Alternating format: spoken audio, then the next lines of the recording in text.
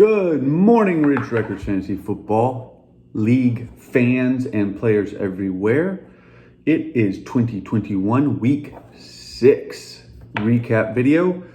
Thank you for joining me again. Getting right into it, let's talk about the disclaimer. We say it every week. This is a comedy show, so I cannot be held responsible for anything I say or do. Yeah. All right. This week's results were sad and unfortunate.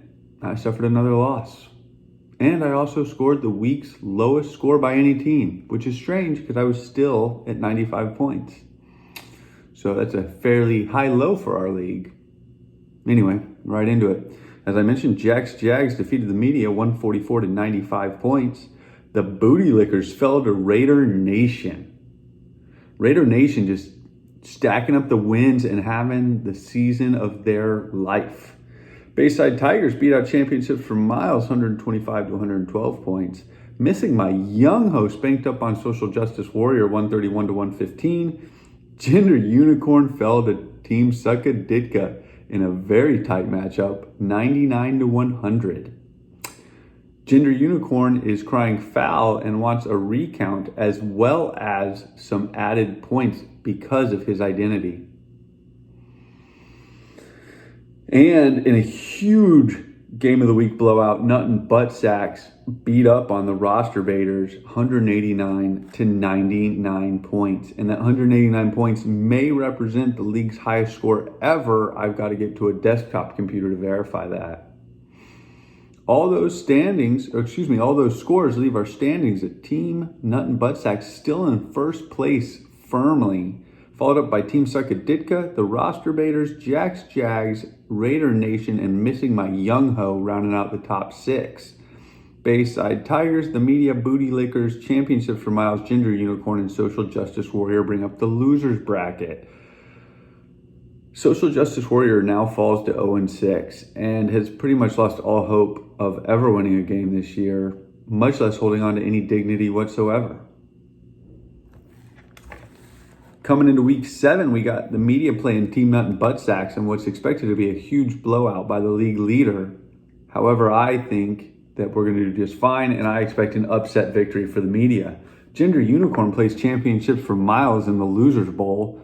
Missing My Young Ho plays up against Raider Nation, what should be a very good matchup. Jags plays Social Justice Warrior, which is basically a win for them. Booty Lickers goes up against Sucka Ditka in the Sex Bowl.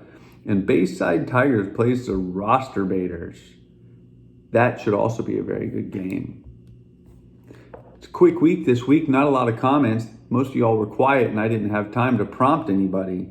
So we're going to start with team owner of Bayside Tigers, who sent me another great comment, and you all should be taking notes.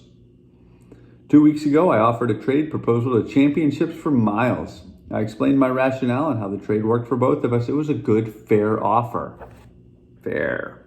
The media couldn't see this trade offer, so I cannot confirm nor deny this.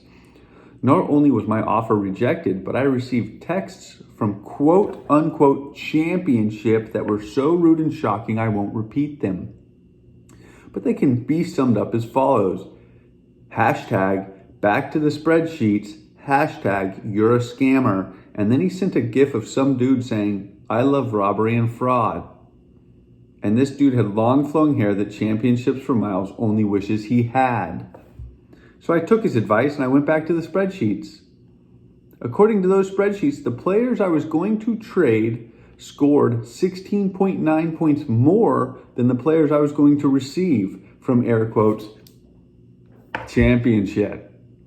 I beat Championship by 12.9 points this week. So hashtag I'm not a scammer. Hashtag thanks for the extra 4 points and the victory. Hashtag nobody calls this a pound sign nor an octothorpe. Correction, I call it a pound sign because that's what it was and is. But excellent points made by team owner of Bayside Tigers. Championship for Miles apparently should have taken that trade and would have had at least one more win. Team owner of the Roster Baiters had this to say after the loss to the game of the week to Team Nut and Butt Sacks. My team was too busy being hermaphroditic sucktards fucking their own vaginas instead of showing up to play football. Good showing, Nut and Butt Sacks. That's all. Valid comment. And finally, team owner of Suckadicka had this excellent comment to say. What a strange season it's been so far. Our league is almost an exact mirror of what's going on in this country. In both scenarios, the guy at the top always looks confused, and no one really knows why or how he got there. Suckadicka and Jack's Jags are in the top 6 because, well, let's face it, bankers and pharma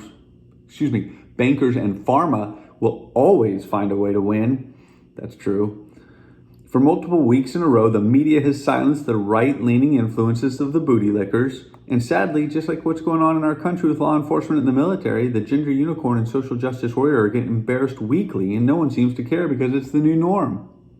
Also, let's not forget to mention the unethical commissioners 1 and 5. Can we please force him to change his name? The last time he won a championship gas was $2 a gallon and the border wasn't wide open. Times have changed and so should his name.